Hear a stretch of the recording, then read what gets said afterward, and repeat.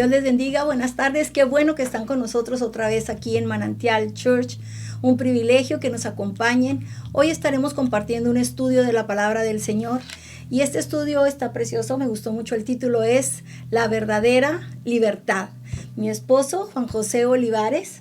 Dios les bendiga, hermanos, qué bueno que están con nosotros esta tarde. La semana pasada estuvimos estudiando un poquito sobre que estábamos presos pero en libertad, y hoy estaremos estudiando y seguir estudiando la palabra del Señor sobre la verdadera libertad. Así es que en esta hora, gracias por estar con nosotros, por este medio, que Dios los bendiga. Y si tiene ahí usted pluma, papel, sáquelo para que usted anote, porque esto es algo importante que nosotros podemos estudiar en esta hora.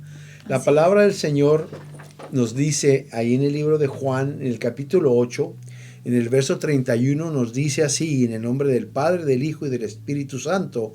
Dice: dijo entonces Jesús a los judíos que habían creído en él: si vosotros permaneceréis en mí, es palabra, seréis verdaderamente mis discípulos y conoceréis la verdad, y la verdad os hará libres.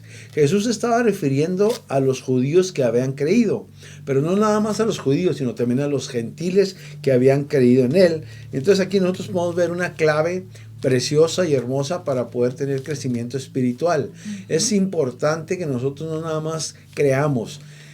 Si tú aceptas a Cristo como tu único y suficiente Salvador, eso es creer, pero una cosa es creer y otra cosa es permanecer.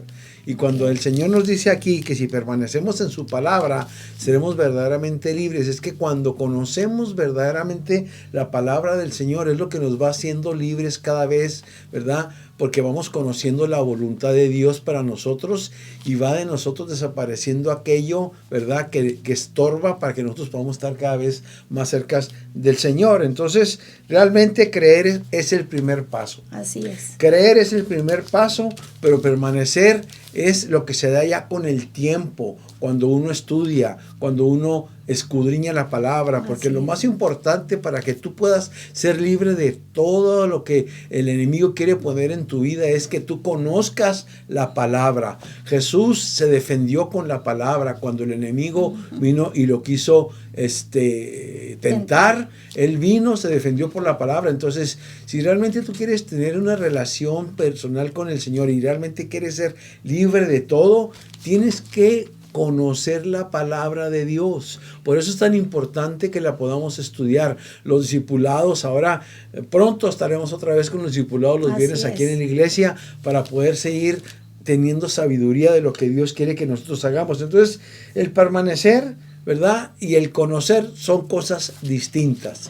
Conocemos a Cristo como nuestro único y suficiente Salvador cuando le pedimos perdón, cuando nos arrepentimos y cuando confesamos con nuestra boca que Él es nuestro Señor. Pero permanecer, mucha gente no permanece. Mucha gente ha creído, pero no permanece. ¿Por qué? Porque no estudia la palabra, porque no van a la palabra. Y la palabra es lo que te da la fuerza para poder seguir adelante en los caminos de Cristo. Conocemos mucha gente que recibió a Cristo, pero que por no estudiar la palabra y por no interesarse en lo que dice el Señor por la palabra, han caído, entonces no han permanecido. Una cosa es creer y otra cosa es permanecer. Entonces necesitamos conocer la palabra del Señor, pastora. Así es, pues como decimos ahorita, como lo leímos en la palabra, dice: y conoceréis la verdad y la verdad os hará libres. Amén.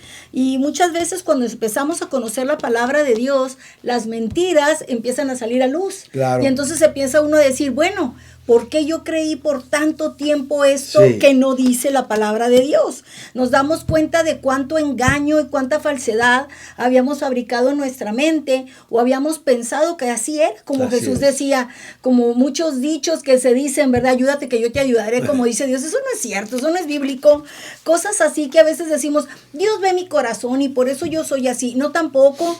Él dice que te esfuerces, claro. Él dice que te transforma. Entonces hay muchas cosas que cuando conocemos la palabra de Dios van saliendo a luz. Ahorita leímos ahí en Juan 8:36, dice: así que si el Hijo libertare, seréis verdaderamente libres. Pero fíjate lo que dice el 37. Sé que sois descendientes de Abraham, pero procuráis matarme. Jesús les estaba hablando a los creyentes de ese tiempo. Dice, ustedes saben que son descendientes de Abraham porque creían la ley. Y ellos querían matarle. Entonces todavía les vuelve a decir Jesús en el 38. Yo hablo lo que he visto cerca del Padre, y vosotros hacéis lo que habéis oído cerca de vuestro Padre. Les hago una pregunta. Jesús decía, yo les hablo de lo que yo sé de mi Padre Celestial, pero ustedes hablan de su Padre. ¿Quién es tu Padre? ¿Quién es tu Padre espiritual? ¿Tu Padre espiritual te lleva a la palabra de Dios o te lleva a una religión? Amén.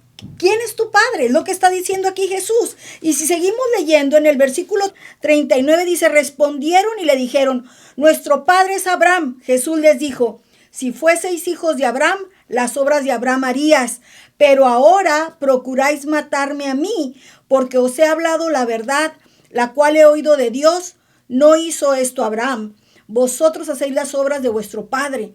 Entonces le dijeron, nosotros no somos nacidos de fornicación, fíjate. Ellos, ¿cómo lo juzgaron? Hijo de fornicación. Dice, un padre tenemos que es Dios. 42. Jesús entonces les dijo, si vuestro padre fuese Dios, ciertamente me amarías, porque yo de Dios he nacido y he venido, pues no he venido de mí mismo, sino que Él me envió. ¿Por qué no entendéis mi lenguaje? ¿Por qué no podéis escuchar mi palabra? Vosotros sois de vuestro padre el diablo, y los deseos de vuestro padre queréis hacer. Él ha sido homicida desde el principio, y no ha permanecido en la verdad, porque no hay verdad en él. Cuando habla mentira, de lo suyo habla, porque él es mentiroso y padre de mentira. Y a mí, porque digo la verdad, ¿no me creéis?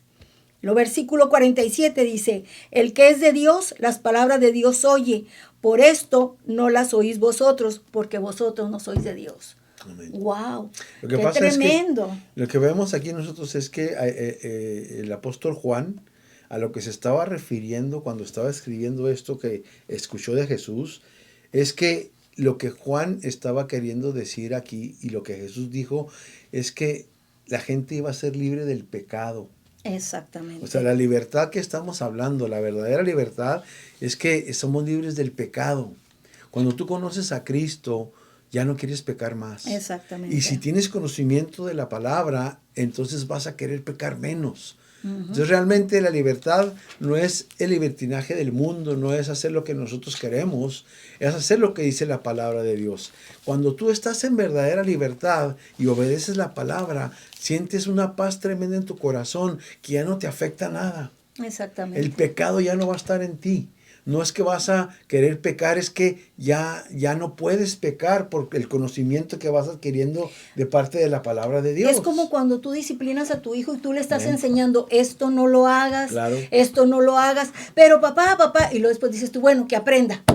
Y el niño llega llorando, me caí, te dije que no te subieras. Entonces, así nos pasa a los cristianos, no es que de la noche a la mañana cambiamos. Es que nos damos cuenta que la palabra es verdad.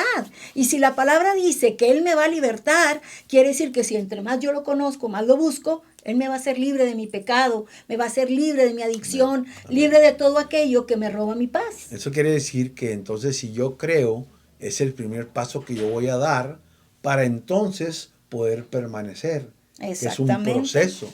El permanecer es un proceso. El seguir permaneciendo en la palabra de Dios no es de la noche a la mañana. Claro es que un no. proceso de toda la vida. Pero mientras más tú conoces la palabra, más argumentos vas a tener para poder no defenderte tú, porque la palabra por sí sola se defiende. Exacto. Pero con la palabra en tu boca, tú vas a echar fuera al enemigo. Así Entonces, es. la verdadera libertad para nosotros como cristianos, ¿verdad? Es conocer cada día más lo que dice Dios acerca de su palabra para ponerla por obra. Y cuando tú la pones por obra, entonces eres verdaderamente libre. Así es. Jesús es la palabra, Él es el verbo, y lo que Él dijo es lo que te hace libre. Entonces, en este momento nosotros necesitamos cada día más permanecer en la palabra. Así es, y como ahorita esto es un discipulado, Jesús vino y dijo, voy a ser discípulos. Él no dijo, voy a ser ovejas, no, dijo, voy a ser discípulos para que aprendan la palabra. Entonces, lo que yo te estamos exhortando, los estamos exhortando, es a que lo que te estamos diciendo, tú lo escudriñes en la palabra y veas cómo el mismo Jesús tenía problema para hacer libre a esa gente porque no querían dejar sus tradiciones, no querían dejar sus costumbres, eran difícil para ellos. Pero mira lo que dice la palabra del Señor en Colosenses 1, 9 y 10, dice, Por lo cual también nosotros, desde el día que lo oímos, no cesamos de orar por vosotros. Amén. Y de pedir que seáis llenos del conocimiento de su voluntad en toda sabiduría e inteligencia espiritual, para que andéis como es digno del Señor, agradándole en todo, llevando fruto en toda buena obra y creciendo en el conocimiento Amén. De Dios. Aleluya. Aquí el apóstol Pablo les está diciendo, yo desde que oí esto no dejo de orar por ustedes como nosotros vamos a orar por ti que estás oyendo esto, para que el conocimiento de Dios llegue a tu vida, para que ese conocimiento transforme tu vida, para que seas fortalecido, dice aquí, para toda buena obra. Por eso cuando Jesús hablaba tenía ese poder tan grande en su palabra, porque la palabra es viva. Amén. La palabra da vida. La palabra de Jesús es vida. Yo te puedo dar un consejo, pero ese consejo se te va a olvidar. Pero si yo te hablo la palabra, esa palabra va a estar en tu corazón, va a estar en tu mente. Mas, sin embargo, así como la palabra de Dios es viva y tiene poder, también la Biblia nos habla, estudia el libro de Santiago, en el capítulo 3, versículo 13, dice, ¿quién es sabio y entendido entre vosotros? Muestre por su buena conducta sus obras en sabia mansedumbre. Amén. Pero si tenéis celos amargos y contención en vuestro corazón, no os jactéis ni mintáis contra la verdad. Porque esta sabiduría no es la que desciende de lo alto, sino terrenal, animal, diabólica. Porque donde hay celos y contienda, ahí hay perturbación y toda obra perversa. Pero la sabiduría que es de lo alto es primeramente pura, Amén. Después pacífica, amable, benigna, llena de misericordia y de buenos frutos, sin incertidumbre ni hipocresía. Y el fruto de justicia se siembra en paz para aquellos que hacen la paz. Sabiduría de lo alto, sabiduría terrenal, diabólica. Amén. Cuando venían contra Jesús, le decían, con que tú eres el Hijo de Dios. Y él tranquilo decía, tú lo has dicho. Amén. Y se enojaban. No es cierto, no es cierto. Su sabiduría venía de arriba. Pero cuando dice que hay contienda, y muchas veces, mira, te lo digo porque eso nos pasó a nosotros. Cuando la palabra de Dios te confronta, uno no quiere, uno se enoja. No me enseñes eso. No, tú la entiendes a tu manera. No es cierto, amigo. Escúchame, busca la palabra de Dios. Es lo más sencillo de entender. Pídele a Dios sabiduría y Él te empieza a llenar de sabiduría y te va a hacer libre de cualquier opresión que el enemigo te esté atacando. ¿No es así? Es importante entonces conocer a Dios. Definitivamente. Es importante conocer a Dios. Si no conocemos a Dios, no hay crecimiento espiritual. Así es. Si tú no conoces a Dios, tu espíritu va a estar muerto. Si tú conoces al Señor, conoces a Cristo, entonces el Espíritu Santo viene sobre ti y te empieza a dar entendimiento y sabiduría. Entonces, conocer a Dios es conocer al Espíritu Santo. Y cuando tú conoces al Espíritu Santo, entonces no hay ignorancia en ti. Exacto. La palabra del Señor nos dice en el libro de Oseas, en el capítulo 4, en el verso 6, dice, mi pueblo fue destruido porque le faltó conocimiento. Wow. Así es. El pueblo de Dios es destruido porque no tiene conocimiento y puedes creer cualquier otra cosa. El enemigo puede venir y enseñarte doctrina falsa si no tienes la palabra, si no tienes el conocimiento de la palabra de Dios que te lleva a conocer a Dios. Así vas a ser llevado por cualquier ola de doctrina falsa y ahorita eso es muy común. Entonces nosotros tenemos hoy más que nunca tener el anhelo y el deseo, no nomás de venir a la iglesia, no nomás de venir a alabar, a adorar, que es tan importante, ¿verdad? Pero el conocer la palabra. Yo me acuerdo cuando